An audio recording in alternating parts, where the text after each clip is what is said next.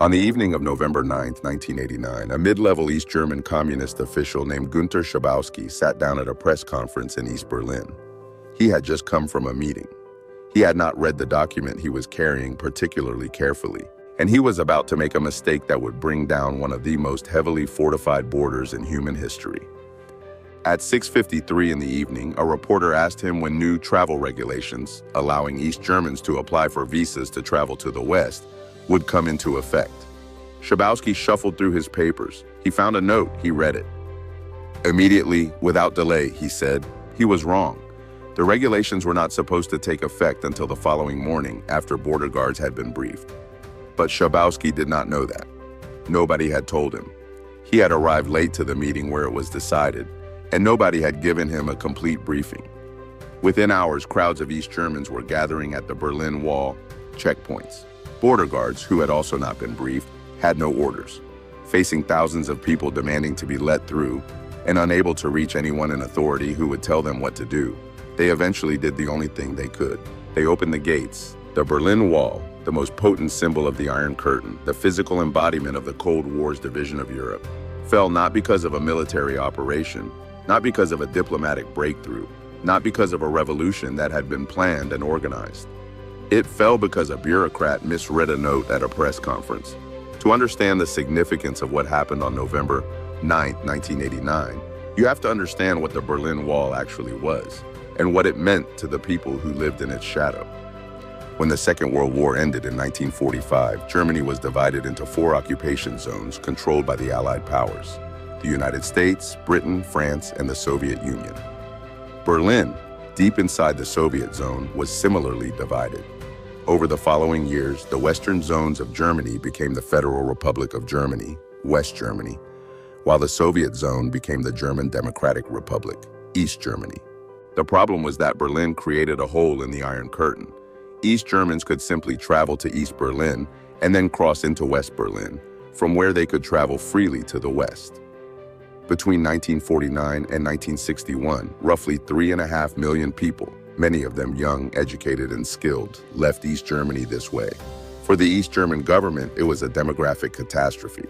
On the night of August 13, 1961, East German soldiers and workers began building a wall. Within days, the border between East and West Berlin was sealed.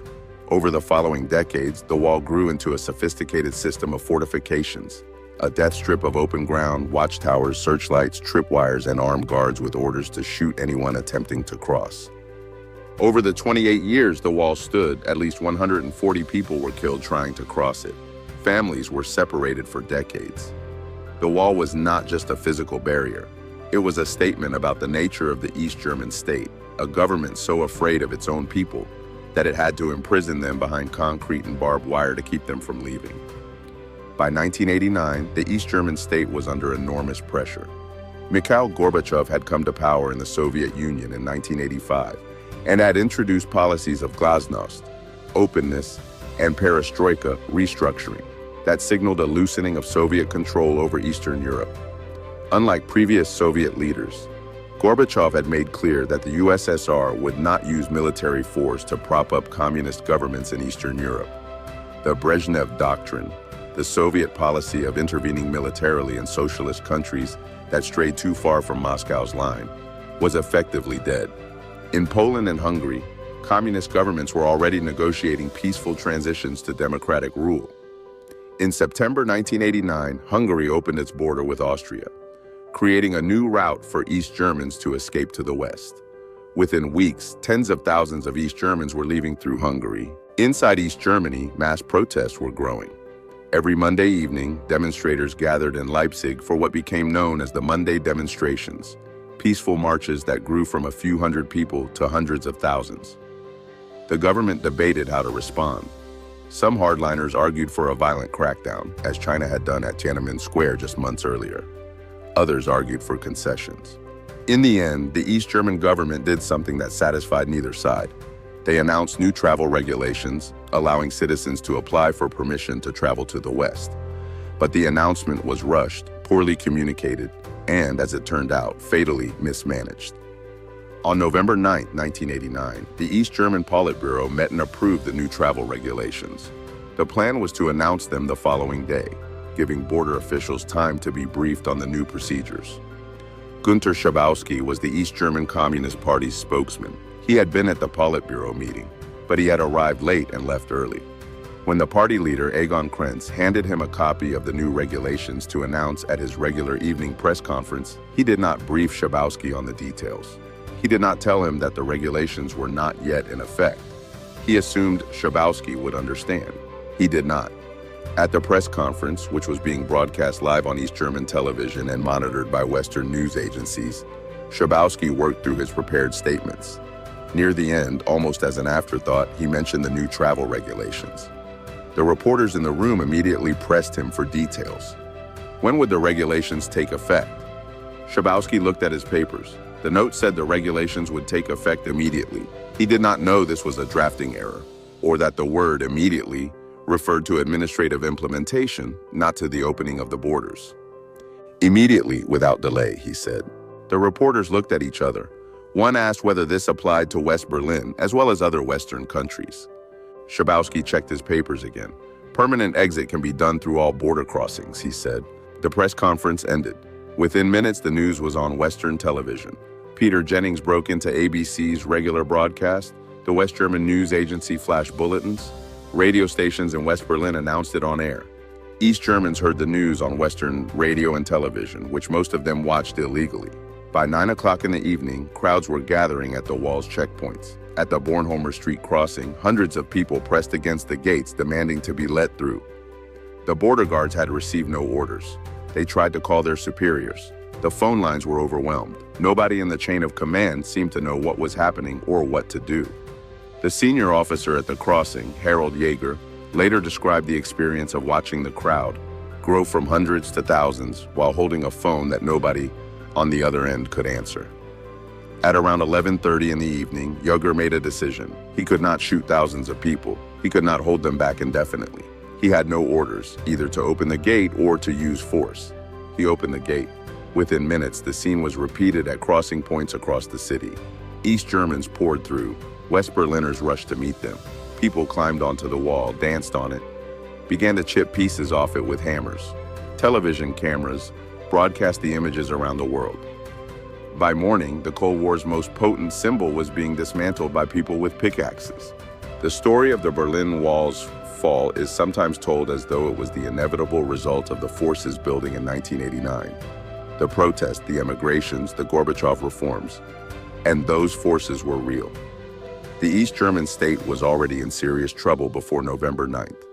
But the specific night on which the wall fell and the specific manner in which it fell was not inevitable. The new travel regulations were not meant to open the border immediately. They were meant to create a controlled, bureaucratic process for East Germans to apply for exit visas. The intention was to release some pressure without surrendering control.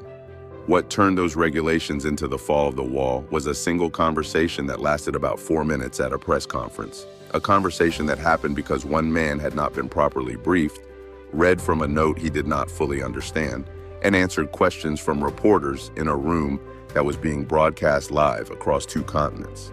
Historians debate what would have happened if Schabowski had said, "I don't know," or "I'll check and get back to you." Perhaps the wall would have fallen anyway, eventually. Perhaps the transition would have been more controlled.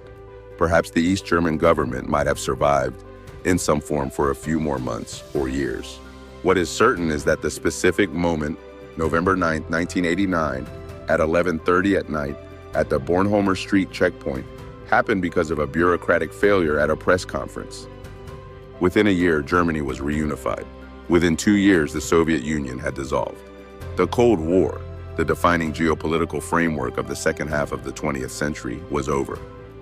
And the man who started it all, Günter Schabowski, spent the rest of his life reflecting on what he had done. He later said that he had not understood in the moment what his words would mean. He described the press conference not as a heroic act, but as a confusion, a moment when the gap between what the government intended and what the people heard became unbridgeable in real time. He was right that it was a confusion. But confusions, it turns out, can change the world just as surely as plans. The Berlin Wall stood for 28 years. It was built in a single night by a state terrified of its own people. It fell in a single evening because a man who had not read his briefing notes gave an answer to a question he did not fully understand. in a room full of reporters who immediately broadcast it to millions of people who were listening for exactly this kind of signal. The Cold War ended not with a missile, not with a treaty, not with a summit between superpower leaders. It ended with a bureaucrat shuffling through papers at a press conference, looking for an answer he did not have, and finding one that was wrong. Which raises a question worth sitting with. The events we call historic, the moments that seem, in retrospect, to have been turning points, rarely feel inevitable from the inside. From the inside, they feel like confusion, accident, and improvisation. The people involved are often not sure what is happening. The decisions are made in the absence of information. The consequences arrive before anyone has time to understand the cause. History is not made by people who know what they are doing. It is made by people doing the best they can with what they have, and sometimes by people who do not have very much at all.